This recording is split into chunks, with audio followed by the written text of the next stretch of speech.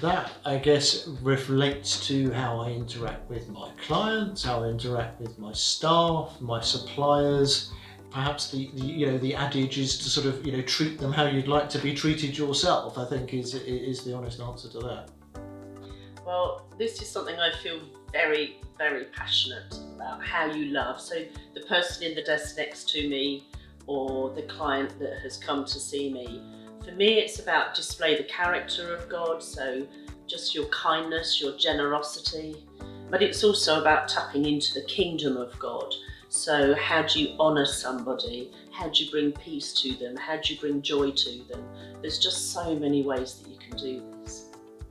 I think probably the sort of thing I do as a musician, I'm not always aware of the effect that it has. So sometimes I get an email and then somebody will say, "Oh, I heard you're singing or you're playing on this app that I downloaded, and they were really blessed by it." And I think more and more that happens with the world that we live in. That as performers and musicians, we're out there and we don't realise the effect. Airbnb is interesting because some people who come, they definitely want to make a connection with you and chat and so on, and that's really, really lovely.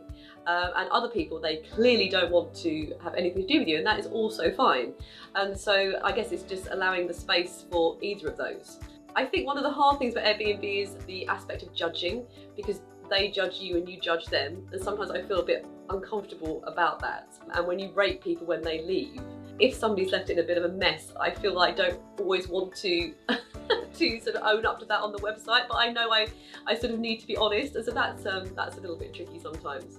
And then when people come and stay with you and they're very pernickety, that is a bit tricky because I think, oh my goodness, we're not a 5-star hotel, it's just a room in my garden.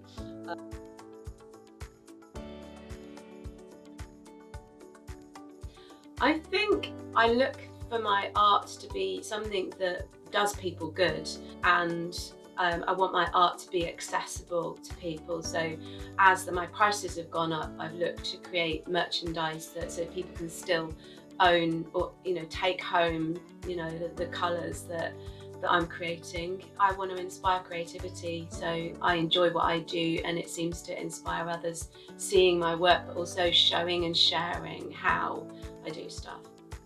I think, again, my business is built on relationships ultimately. It's not about big pay packets and that kind of thing. So it's very much about kind of relationship. And I've worked with the same pattern cutter for over 20 years. The factory, again, I've known them for 25 years. These are fundamental aspects of what I do. And I think making people feel valued as well is really important, whether it's an intern who comes and works with you for a couple of weeks, or whether it's someone you've been working for years. It's important that we value them and demonstrate kind of care to them as a business community. I strive to make sure that my team are never coming to me asking for a pay raise, but that I'm looking after them. I deliberately employ people rather than have subcontractors, which is countercultural in the building industry, because I want them to feel part of the team, included and looked after. I have one guy currently who's been off sick for over a year and he's on full pay, because I want to look after people, I want to do the right thing. That is, I believe, what God's called us to do, and so that's what we're trying to do. For me, everything around my culture and my values is about caring for, whether it's the client or whether it's how I deal with the accounts department, my accountant. It's just displaying something of kingdom and Jesus. I want them to encounter Jesus. I think that's about staff and clients and suppliers, is not expecting too much of people, actually looking at the person that you've got in front of you, not what they're going to do, and productivity, and can they get a few more chargeable hours out when actually you can see that they realise there's something else going on in their life. In terms of caring for others, well, I guess for the Airbnb, just making it a really nice experience for someone to come, that's important to me. In terms of teaching, I think teaching is special because for the 30 minutes or the hour that the person is there, what you're trying to do as a teacher is really focus on them. And particularly when you teach adults, that is often not just about the music. It's about a whole lot of other things as well. So I think that's what I'm trying to do as a teacher, to really sort of focus in on where people are at. And even with children, that one-to-one relationship, if they've come from a busy classroom and something's going on, sometimes they'll start to tell you all sorts of things, and sometimes it is appropriate to let them speak rather than play the piano.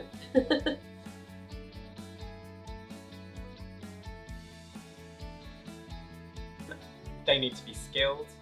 You know, again, in my industry, we need skilled people, and that can be really challenging. You know, as a country, we've not invested into developing manufacturing and things in this last kind of phase, but also relationships. So again, you can train people, but they need to be in a position where they're open to kind of learn as well. And so again, that's important, kind of making sure you're kind of pinpointing skills within people.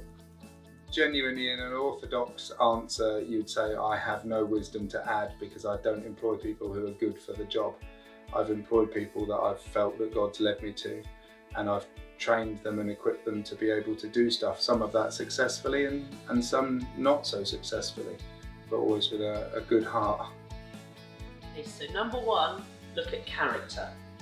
Number two, look at the chemistry and their value set, and does it align with you? And then third is competence, because competence can be easily taught, but character and chemistry can't.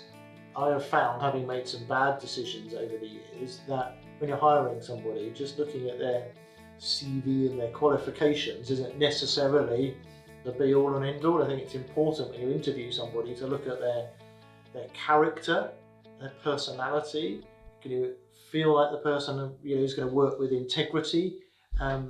Because if somebody's lacking some certain skill or whatever, you can train people to do that. But if you've got somebody that's got great character, then I think you would do that. And what I would call chemistry, how are they going to fit in with everybody else? If you've got an established team that are really quite tight and you bring a stranger in, they need to work quite hard to fit in with that team.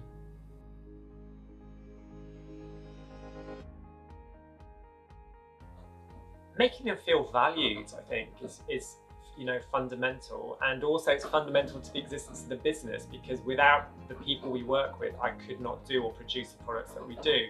So they need to feel valued. So, for example, we had a little Christmas do before Christmas, gather together to celebrate, and just to kind of an expression of thanks at different times in the year, but be intentional about it. And I think people, it's all a part of building community together. So it's not just about me, the individual, it's about the community of makers together. Continue to love them, pay them well, invest in them. They're much more than a resource to do a job to get you money. They're people. I'm insistent on my staff going home at home time. I'm insistent on them not working evenings and weekends. And they all know that. Sometimes that's to my detriment, and there's a balance to be found, but I invest in them as people and help them see a bigger picture than just work. This is about looking after them properly, honouring them, caring for them, making them feel like a person, not just a transaction. I think if you do that, you're more likely to retain people. Excellent thought. I think that's again about treating people well, and how would you like to be treated in an organisation? And you can tell somebody's got something else going on in their life, they're a bit distracted, or even they're unwell, trying to get them to stay at the office and do those extra couple of hours of chargeable work is not going to help anybody. You need to say, look, do you need to go home and sort out your child or your husband, or take yourself to the doctors and get something for that virus or whatever? That is how I would like to be treated. So.